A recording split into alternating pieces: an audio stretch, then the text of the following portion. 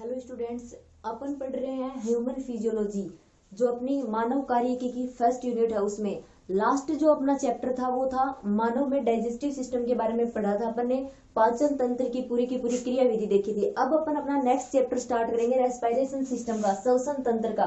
तो ये अपना श्वसन तंत्र का डायग्राम है। अगर बात करें रेस्पिरेशन, श्वसन होता क्या है, तो श्वसन के ऊपर, रेस्पिरेशन के ऊपर अपन पहले भी डिस्कस कर चुके हैं। रेस्पिरेशन जब अपन ने प्लांट्स में रेस्पिरेशन की प्रोसेस के बारे में पढ़ा था कि श्वसन क्या होता है, श्वास लेने की प्रक्रिया होती है। इसमें गैसों का विनिमय होता है। ऑक्सीजन जो होती है, ऑक्सीजन का उपयोग किया जाता है, CO2 को बाहर छोड़ा जाता है। ठीक है। अगर अपन वैज्ञानिक रूप से इसकी डेफिनेशन देखें तो इसमें क्या होता है, एक जैव रासायनिक प्रक्रिया होती है। ठीक है, जैव रासायनिक प्रक्रिया होती है जिसमें क्या होता है, जीवित कोशिकाओं के अंदर भोजन के ऑक्सीकरण से किसका निर्माण होता है, CO2 का, H2O का एंड एनर्जी। मेन एम क्या है, अपने को एनर्जी प्राप्त हो रही है। ठीक है, भोजन के ऑक्सीकरण से अपने को एनर्जी प्राप्त होती है। और जो श्वसन की ये प्रोसेस होती है, एक जैव रासायनिक प्रोसेस होती है। और अपना जो ये भोज्य पदार्थ है, इन भोज्य पदार्थों के ऑक्सीकरण से अपने को किस प्रकार से CO2, किस प्रकार से H2O एंड एनर्जी प्राप्त होती है, इसको अपन ने रिएक्शन के द्वारा देखा था। जिस टाइम अपन प्लांट्स में रेस्पिरेशन की स्टडी कर रहे थे, उस टाइम अपनी जो कार्बोहाइड्रेट थी C6H12O6, उसको क्या किया गया था, ऑक्सीकरण हो रहा था O2 के साथ में, ऑक्सीजन के साथ में उसका ऑक्सीकरण हो रहा था। तब किसका फॉर्मेशन हुआ था, अपने पास 6CO2 प्लस अपने पास H2O एंड अपनी जो एनर्जी थी उसका फॉर्मेशन हुआ था। ठीक है, तो श्वसन क्या है, श्वसन एक जैव रासायनिक प्रोसेस होती है। इसमें क्या होता है, जीवित कोशिकाओं के अंदर भोज्य पदार्थों का ऑक्सीकरण होता है और उसके ऑक्सीकरण से अपने पास CO2, H2O एंड जो अपनी एनर्जी आती है वो होती है। तो भोज्य पदार्थों का ऑक्सीकरण कैसे होता है, श्वसन की प्रोसेस में अपन O2 लेते हैं, उस ऑक्सीजन के द्वारा भोज्य पदार्थों का ऑक्सीकरण होता है। ठीक है, और भोज्य पदार्थों के ऑक्सीकरण से किसका निर्माण हो रहा है, फिर CO2 का निर्माण हो रहा है एंड एनर्जी का निर्माण हो रहा है। तो CO2 बाहर निकाल दी जाती है और जो एनर्जी अपने पास होती है, उस एनर्जी का कार्य अपन विभिन्न जैव रासायनिक प्रोसेस, विभिन्न क्रियाएं करने के लिए जो शारीरिक क्रम होते हैं अपने, उसमें वो एनर्जी काम आ जाती है। ठीक है, अब अगर अपन बात करें श्वसन जो होता है ये कितने प्रकार का होता है, तो श्वसन की जो प्रक्रिया होती है दो प्रकार की होती है। कौन सी, बाह्य श्वसन और आंतरिक श्वसन। श्वसन दो प्रकार का होता है। सबसे पहले बाह्य श्वसन एंड आंतरिक श्वसन। ठीक है, तो सबसे पहले अपना बाह्य श्वसन मतलब एक्सटर्नल रेस्पिरेशन, उसके बाद में आंतरिक श्वसन, इंटरनल रेस्पिरेशन।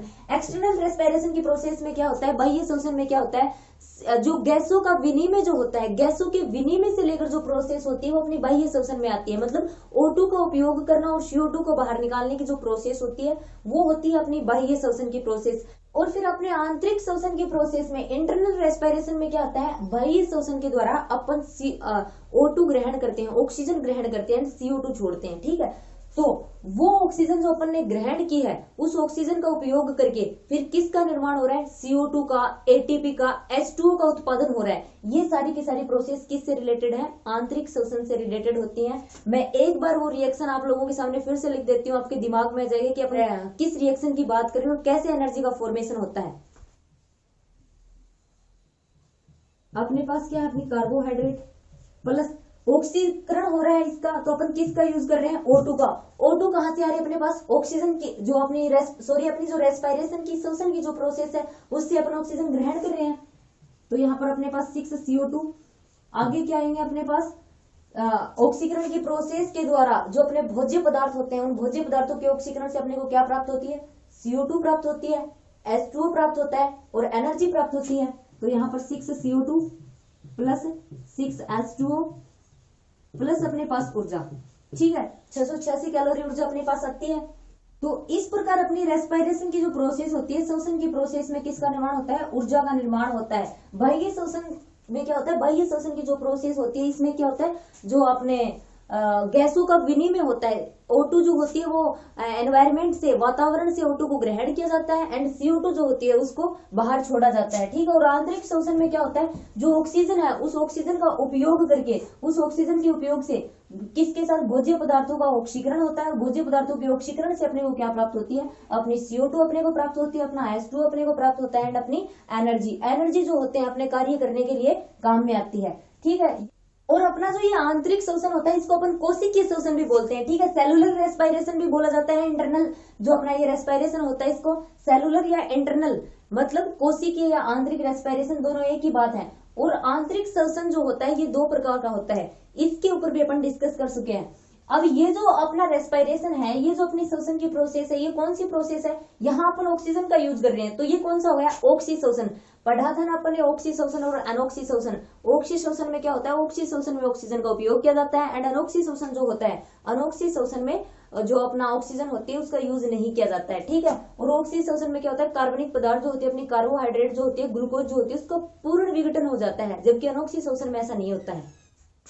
तो ये तो हो गया अपना बाह्य और आंतरिक श्वसन। अब जो गैसों का विनिमय होता है ह्यूमन में, मानव में गैसों का ये विनिमय होता है, CO2 जो अपन बाहर छोड़ रहे हैं, O2 को ग्रहण कर रहे हैं, ये सारी की सारी प्रोसेस के लिए मानव में एक सुविकसित तंत्र पाया जाता है जिसको श्वसन तंत्र बोला जाता है। और अपना ये श्वसन तंत्र किन से मिलकर बना होता है, अपनी जो नासिका होती है उसमें नासा द्वार, नासा छिद्र होते हैं, उसके बाद में अपनी गर्सनी होती है, गर्सनी के बाद में अपनी श्वसनी आती है, श्वास नली जिसको बोला जाता है वो श्वास नली, और उसके बाद में अपने क्या है, लंग्स आते हैं, ठीक है, और ये अपना डायफ्राम है। इस प्रकार ये पूरा का पूरा क्या है, श्वसन तंत्र अपना इन पार्टों से मिलकर बना होता है। अगर मैं आपको इजी तरीके से बताऊं इसमें होता क्या है, सबसे पहले क्या होता है, एनवायरमेंट से ऑक्सीजन को लिया जाता है, ठीक है, एनवायरमेंट से नासिक जो अपनी नासिका होती है, नासिका छिद्रों के द्वारा जो अपनी वायु होती है एनवायरमेंट से, उस वायु को ग्रहण किया जाता है। वहां पर श्लेष्मा पाई जाती है, अपने जो नासिका होती है वहां पर क्या होता है, श्लेष्मा के द्वारा जो सूक्ष्म जीव या सूक्ष्म कण आ जाते हैं उनको वहीं पर रोक लिया जाता है ताकि वो अपने लंग्स में, अपने फेफड़ों में आगे नहीं पहुंच पाए, ठीक है। फिर नासिका से अपने पास क्या है, अपनी गर्सनी। जिस टाइम अपन डाइजेस्टिव सिस्टम के बारे में बात कर रहे थे, मतलब अपने पाचन तंत्र के बारे में बात कर रहे थे, उस टाइम मैंने आपको एक छोटी सी बात बताई थी कि जो अपनी जो गर्सनी होती है, अपना फाइनेक्स का जो पार्ट होता है वो क्या होता है, अपने डाइजेस्टिव सिस्टम का एंड अपने रेस्पिरेशन सिस्टम का, मतलब अपने पाचन तंत्र का एंड अपने श्वसन तंत्र का, दोनों का सम्मिलित रूप से ये पार्ट होता है, ठीक है। अपनी गर्सनी होती है जो अपने एनवायरमेंट से जो वायु अपन ने ग्रहण की है वो नासिका नासा छिद्रों से होती हुई अपनी गर्सनी में आती है, ठीक है। और गर्सनी में यहाँ पे अपने पास क्या है, कंठ है, ठीक है। अगर उससे पहले अपन बात करें, यहाँ पर एपिग्लोटिस नाम की एक संरचना होती है, इस एपिग्लोटिस के बारे में भी मैंने बताया था, ठीक है। अब जैसे कि अपन पढ़ रहे हैं डाइजेशन की बात करें अपन, तो खाद्य पदार्थों को जब अपन ग्रहण करते हैं तो वो गर्सनी से, गर्शिका द्वारा होते हुए अपने स्टमक, अपने आमाशय में जाते हैं। तो और जैसा कि अपन डिस्कस कर रहे हैं, गर्सनी का जो पार्ट है ये श्वसन तंत्र में भी अपने काम आ रहा है। तो क्या होता है, श्वसन तंत्र में तो अपन वायु ले रहे हैं, ठीक है, वो वायु अपने लंग्स तक जा रही है। अब डाइजेशन की जो प्रोसेस पढ़ते हैं उसमें अपन भोजन को ग्रहण करते हैं और वो भोजन जा रहा है अपना आमाशय में। तो क्या होता है कि जो ये एपिग्लोटिस पाया जाता है, ये एपिग्लोटिस क्या काम करता है, जब गर्सनी से वायु आती है तब वायु को क्या करता है, फेफड़ों में पहुंचाने का काम करता है। और जो भोजन होता है उसको किसमें, स्टमक में, आमाशय में, क्योंकि ये एपिग्लोटिस जो होता है ये बंद हो जाता है उस टाइम। इस एपिग्लोटिस जो एक पतली फिल्म जैसी पतली सी परत होती है, ये ढक जाती है। तो क्या होता है, गर्सनी से फिर भोजन श्वास नली में नहीं आ पाता है इस एपिग्लोटिस की वजह से। इसका यही काम होता है, एपिग्लोटिस का क्या काम होता है, गर्सनी से अपना जो भोजन होता है वो श्वास नली में नहीं आ पाता। बाई चांस कभी कभी जब अपन खाना खा रहे होते हैं उस टाइम क्या होता है, अपना जो भोजन के कुछ कण होते हैं वो श्वास नली में चला भी जाता है, तो अब अपने को जोर जोर से खांसी आना स्टार्ट हो जाती है ना। तो उस टाइम क्या होता है, अपने एपिग्लोटिस का सिर्फ यही काम होता है, यहाँ पर पाया जाता है, ये क्या करता है, गर्सनी से जो अपनी भोजन के कण जो होते हैं उन भोजन के कणों को किस में नहीं आने देता, अपनी श्वास नली में नहीं आने देता है।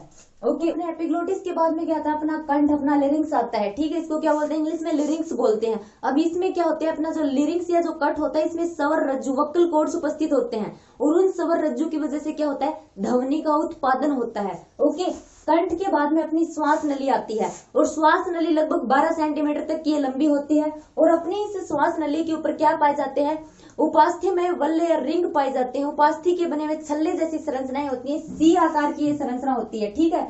और इस उपास्थि में वलन या छल्लों का क्या काम होता है, ये जो होती है अपनी श्वास नली जो होती है उस श्वास नली को प्रोटेक्शन, उसको सुरक्षा प्रदान करने का कार्य करती है, ठीक है। आगे क्या होता है, आगे अपनी जो श्वास नली होती है ये दो भागों में डिवाइड हो जाती है, ठीक है। दो श्वसनी में डिवाइड हो जाएगी, एक जो अपना लेफ्ट लंग्स है और एक जो अपना राइट लंग्स है, उन दोनों में चली जाएगी। मतलब श्वास नली अपने दाएं फेफड़े में और बाएं फेफड़े में चली जाएगी। अब जो अपने लंग्स में एंटर कर जाती है, फेफड़ों में एंटर कर जाती है, तब क्या होता है, छोटी छोटी श्वसनिकाओं में विभाजित हो जाती है और फिर किनका फॉर्मेशन करती है, लास्ट में किस में विभाजित हो जाती हैं? वायु कूपिकाओं में। वायु कूपिकाओं में विभाजित हो जाती है। और वायु कूपिकाओं का क्या कार्य होता है? वायु कूपिकाओं के द्वारा ही गैसों का विनिमय होता है, ठीक है। और ये जो अपने लंग्स हैं, इन लंग्स के चारों ओर क्या पाए जाते हैं? फुफ्फुसा आवरण पाए जाते हैं। और फुफ्फुसा आवरण जो होते हैं, इनके बीच में फुफ्फुसा आवरण तरल भरा रहता है। और ये तरल क्या काम करता है? ये फेफड़ों को सुरक्षा प्रदान करने का कार्य करता है, ठीक है। और इन दोनों के बीच में यहाँ पर अपना क्या प्रेजेंट होता है? अपना हार्ट, अपना हृदय उपस्थित होता है। यहाँ पर अपना डायफ्राम होता है, ठीक है। अगर बात करें अपने जो दोनों फेफड़े होते हैं, इन दोनों फेफड़ों में लगभग 60 करोड़ वायु कूपिकाएं पाई जाती हैं, ठीक है। अब अगर बात करें जो अपनी वायु कूपिकाएं होती हैं, इन वायु कूपिकाओं से किस प्रकार गैसों का विनिमय होता है, अगर वो चीज अपन देखें, ये अपनी क्या है? अपनी वायु कूपिका है, ठीक है। यहाँ पर अपनी ब्लड रक्त कोशिकाएं हैं, ठीक है।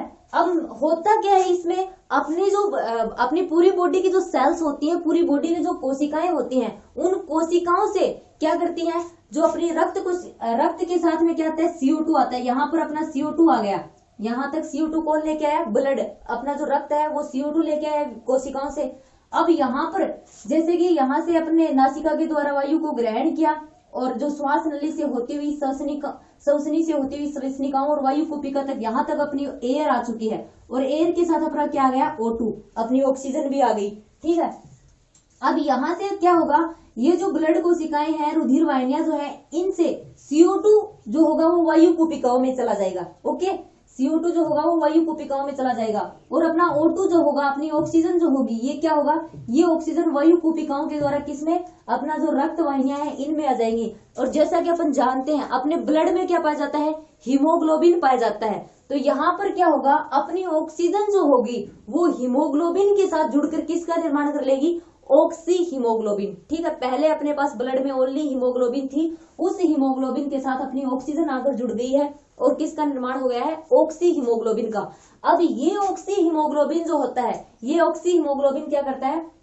अपनी जो बॉडी होती है, उस जो कोशिकाएं होती हैं, उन कोशिकाओं में पहुंच जाता है, ठीक है। अब यहाँ से ये ऑक्सी हीमोग्लोबिन जो है क्या करेगा? अपनी जो जितनी भी शरीर की कोशिकाएं हैं वहां तक पहुंच जाएगा, ठीक है। और वहां पर क्या होगा? ये हीमोग्लोबिन से सेपरेट हो जाएगा, मतलब हीमोग्लोबिन से ऑक्सीजन अलग हो जाएगी, और ऑक्सीजन किस में चली जाएगी? कोशिकाओं में चली जाएगी। और जैसा कि अपन ने पढ़ा है, जीवित कोशिकाओं में क्या होगा? और जैसे कि सेल्स में क्या होता है? अपनी जो ये कार्बोहाइड्रेट है, इसका ऑक्सीकरण होगा, ठीक है। ऑक्सीजन की उपस्थिति में इसका ऑक्सीकरण होगा, और इसके ऑक्सीकरण से अपने को क्या प्राप्त होगी? CO2, H2O और एनर्जी। और श्वसन की प्रोसेस में अपन ने यही पढ़ा था, अपने भोज्य पदार्थों के ऑक्सीकरण से क्या होता है? जो क्या प्राप्त होती है? CO2, H2O और एनर्जी। एनर्जी जो होती है वो शरीर की विभिन्न जैविक क्रियाओं को कंप्लीट करने के लिए काम में आ जाती है। जो भी वर्क करते हैं अपन, जितना भी कार्य करते हैं बॉडी में, जितने भी प्रकार के अपन कार्य करते हैं, उसके लिए अपने को किसकी जरूरत होती है? एनर्जी की जरूरत होती है, ऊर्जा की जरूरत होती है। तो ये ऊर्जा अपने को ATP के रूप में प्राप्त होती है। और जो अपनी यहाँ पे CO2 जो होती है वो वापिस से क्या होते हैं? ब्लड के द्वारा अपनी वायु कूपिकाओं तक आती है और बाहर निकाल दी जाती है अपने इसी रेस्पिरेटरी तंत्र के द्वारा, ओके। तो ये सारी की सारी प्रोसेस होती है अपने श्वसन तंत्र के द्वारा, ये इसका कार्य होता है। अगर इस चीज को मैं इजी वे में एक बार फिर से रिपीट करूं तो क्या होता है? सबसे पहले अपनी नास जो होती है, नासिका जो होती है, उनके द्वारा वायु को ग्रहण किया जाता है, वायु को ग्रहण किया जाता है। फिर जो अपनी गर्सनी होती है, वहां अपनी एयर जो होती है, अपनी वायु आ जाती है। अब यहाँ पे क्या होता है? एपिग्लोटिस नाम की एक संरचना होती है। एपिग्लोटिस का क्या कार्य होता है? एपिग्लोटिस का कार्य होता है कि जो भोजन के कण होते हैं उनको श्वास नली में जाने से रोकने का कार्य करती है ये।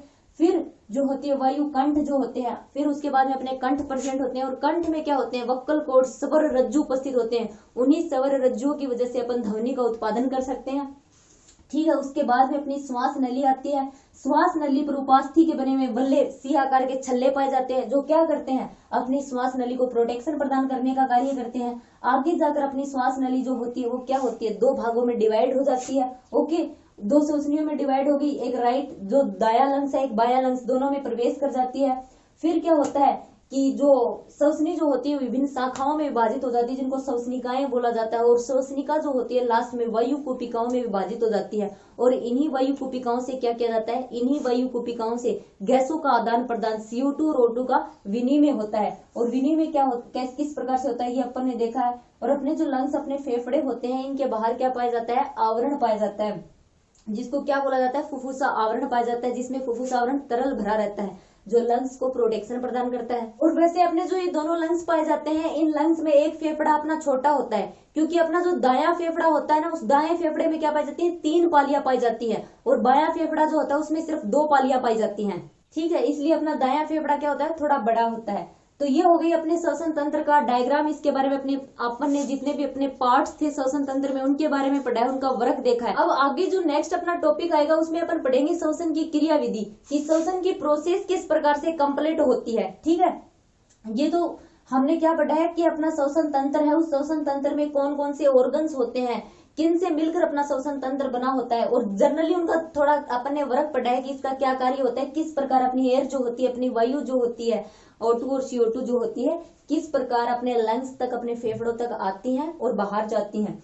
ये अपन ने श्वसन तंत्र में पढ़ा था। आगे अपना जो टॉपिक होगा उसमें अपन पढ़ेंगे कि श्वसन की क्रिया विधि किस प्रकार से कंप्लीट होती है।